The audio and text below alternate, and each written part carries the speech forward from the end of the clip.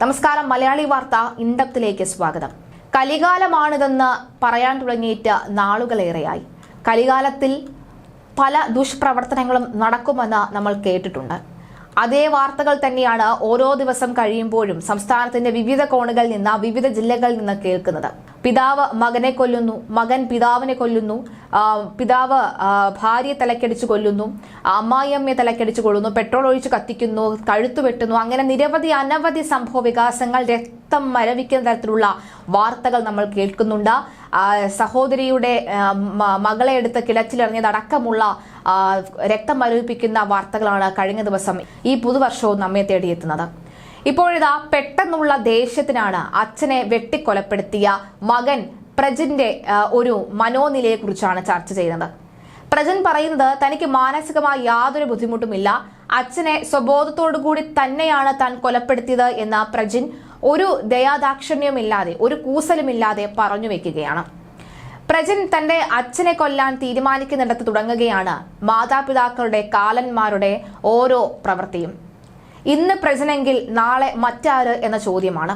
വിദ്യാഭ്യാസം മാത്രം പോരാ, കുറച്ചൊക്കെ വിവേകവും കൂടി വേണമെന്ന പഴമക്കാർ പറയുന്നത് വെറുതെയല്ല. അച്ഛൻ അച്ഛനാണെന്നും അമ്മ അമ്മയാണെന്നും സ്വന്തം സഹോദരി സഹോദരിയാണെന്നും തിരിച്ചറിയേണ്ട ഘട്ടമുണ്ട്.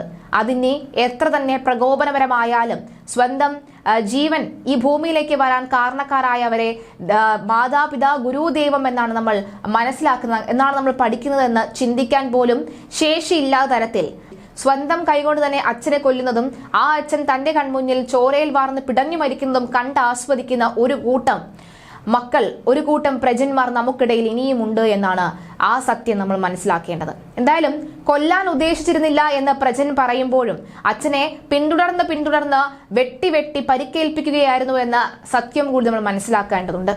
രാത്രിയിൽ പുറത്തുപോയി വന്ന പ്രജൻ ഹാളിൽ കിടന്നിരുന്ന അച്ഛനെ വെട്ടുകയായിരുന്നു. രക്ഷപ്പെടാൻ ശ്രമിക്കുന്നതിനിടയിൽ പിന്തുടർന്ന് പലതവണ വെട്ടി. ജോസിനെ കരുതിക്കൂട്ടി കൊലപ്പെടുത്തുകയായിരുന്നുവെന്ന് വ്യക്തം. ആവർത്തിച്ചുള്ള ചോദ്യം ചെയ്യലിൽ മറ്റൊന്നും വിട്ടുപറയാൻ പ്രതി തയ്യാറായിട്ടില്ലെന്നാണ് പോലീസ് ഭാഷ്യം. ചൈനയിൽ MBBS പഠനത്തിന് പോയ പ്രജിൻ കോവിഡ് ബാധയെ തുടർന്നാണ് നാട്ടിലെത്തുന്നത്. പിന്നീട് പഠനം തുടർന്നിട്ടില്ല. ചെന്നൈയിൽ കൊണ്ടുപോയ ഏജന്റിന് വീട്ടുകാർ ഫീസും പണവും എല്ലാം നൽകിയെങ്കിലും കോളേജിൽ മുഴുവൻ തുകയും അടച്ചിരുന്നില്ല. അതിനാൽ തന്നെ ഇയാളുടെ സർട്ടിഫിക്കറ്റുകൾ ചൈനയിലെ കോളേജിൽ തന്നെയാണ്. ഇത് ലഭിക്കാത്തതിന്റെ മനോവിഷമവും ഉണ്ടായിരുന്നുവെന്നും കോളേജിൽ പണം അടച്ചു സർട്ടിഫിക്കറ്റ് വാങ്ങണമെന്ന് നിരവധി തവണ അച്ഛനോട് ആവശ്യപ്പെട്ടതായും പ്രതി പറയുകയാണ്.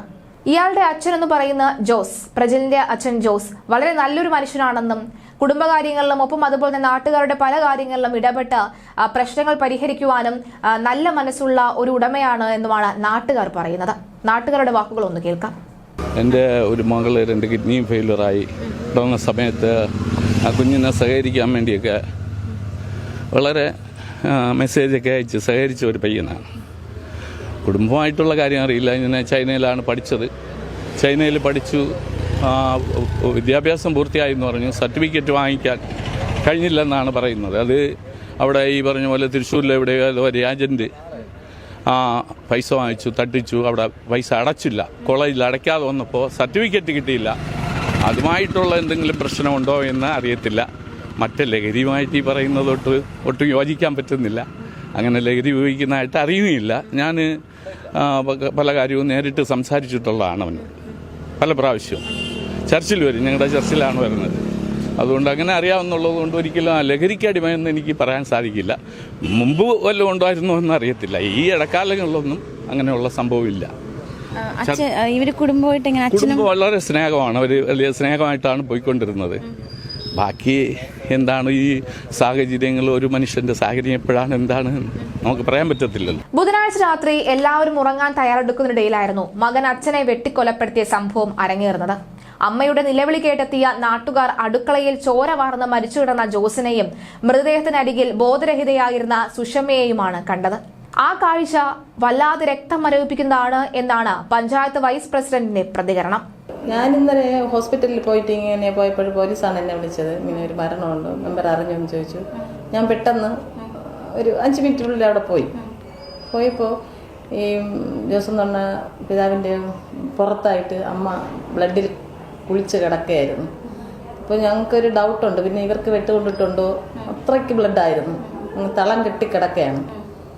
അപ്പം ഞാൻ പോലീസ് ആൺ പോലീസേ ഉള്ളൂ, വനിതാ പോലീസൊന്നുമില്ല, ഞാനും ഉണ്ട്. അപ്പം എനിക്ക് ഭയങ്കര പേടി ഈ ബ്ലഡെല്ലാം കണ്ടിട്ട്. അപ്പോൾ പിന്നെ ഞങ്ങളുടെ ഒരു പഴയ പഞ്ചായത്ത് മെമ്പറെ കൂടെ വിളിച്ചിട്ട് ഞാൻ ഉടനെ പഞ്ചായത്ത് പ്രസിഡന്റിനെ വിളിച്ചു. പ്രസിഡന്റ് വന്നു. പിന്നെ അവിടെ കൂടെയുള്ള 1-2 ആൾക്കാർ, ആരെയും പോലീസ് അകത്ത് കയറ്റിയില്ല, നിറയെ ആൾക്കാർ പുറത്തുണ്ടായിരുന്നു. 1-2 പേരെയൊക്കെ അകത്ത് കയറി. അടുത്തുള്ള ഒരു അവരുടെ വീടിൻ്റെ കുറച്ച് താഴെയുള്ള ഒരു പയ്യൻ വന്നു.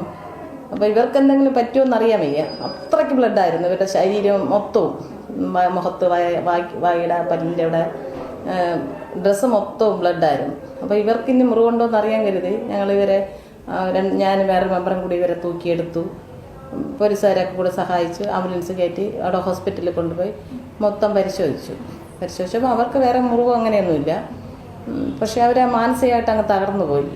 അവർ എന്നോട് പറഞ്ഞത്, അവർ ഈ ടി വിയിൽ പ്രയർ പ്രാർത്ഥിച്ചുകൊണ്ടിരുന്ന സമയമായിരുന്നു. അപ്പോൾ അച്ഛനും മോനും ഒന്നിച്ച് ഭക്ഷണം കഴിച്ചു. ഇവൻ രാവിലെ വൈകുന്നേരം പാലേ കുടിക്കുള്ളൂ, ചായ കുടിക്കില്ല. അപ്പോൾ പാലും കുടിച്ചു, ചായ ഭക്ഷണമെല്ലാം കഴിഞ്ഞു. ഇവൻ മുകളിലോട്ട് പോയി. അവൻ്റെ അച്ഛൻ അവിടെ സെറ്റിയിൽ കിടക്കുകയായിരുന്നു. അപ്പം എപ്പോഴും ജോലിയൊക്കെ ചെയ്ത് നടന്ന ഒരു പ്രവണത ഉള്ളതുകൊണ്ട് പെട്ടെന്ന് അങ്ങ് ഇറങ്ങിപ്പോയി. അപ്പോൾ ഇവർ ഈ പ്രാർത്ഥനയിലായിരുന്നപ്പോഴാണ് ഭയങ്കര ഒരു വിളി കേട്ടു. ഇവരെ ഇറങ്ങി ഓടി വന്നു. ഇവനെ നന്നായി പിടിച്ചു നോക്കി. അപ്പോൾ പിടിച്ചിട്ട് നിൽക്കില്ല. അപ്പോൾ ഇവരുടെ എന്നിട്ട് തലയിലൊക്കെ വെട്ടുണ്ടെന്ന് തോന്നുന്നു. അപ്പോൾ ഇതുകൊണ്ട് ഈ പുള്ളിക്കാരൻ അകത്തോട്ട് ഓടിയായിരിക്കും. അപ്പോൾ ഇവരും പിറകെ ഓടി ഇവനെ നന്നായി പിടിച്ചു നോക്കി.